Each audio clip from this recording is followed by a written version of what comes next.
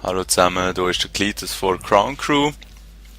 Heute ist der Release-Tag vom Modern Warfare 3. Das heisst, ich gebe euch hier schnell ein paar Tipps, wie ihr vielleicht ein bisschen besser damit klarkommen könnt und die ganze Informationsflut an neuen Sachen könnt handeln.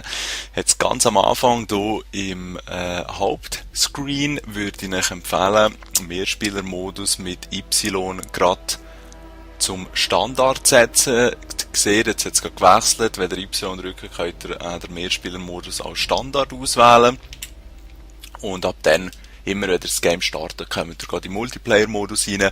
Abhängig natürlich davon, wie häufig dass ihr den Multiplayer-Modus spielen oder eben auch nicht. Jetzt, was sonst noch wichtig ist folgendermaßen: die Info ist noch rausgekommen, wie das genau aussieht mit dem Prestige Shop, mit dem Regulärpaket. Ich möchte euch das schnell zeigen. Und zwar kann man ja hier in den Prestige-Laden rein und dann kann man sich das Soldatenpaket kaufen. Und ich habe das gerade von Anfang an gemacht, weil ich gemeint habe, dass jetzt noch Herausforderungen und so Sachen drin.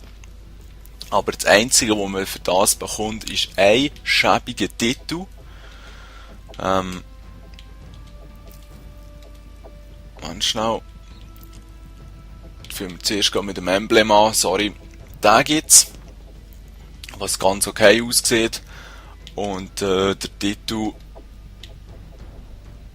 gibt's den. Und that's it. That's it. Also grundsätzlich, wenn ihr scharf draus seid, alles zusammen freizuschalten, lohnt sich sicher, das zu kaufen im Prestige-Laden.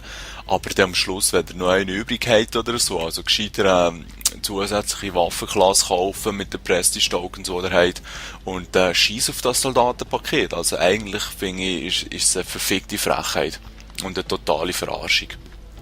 Weil ein Titel und ein Emblem, das ist es jetzt wirklich nicht wert.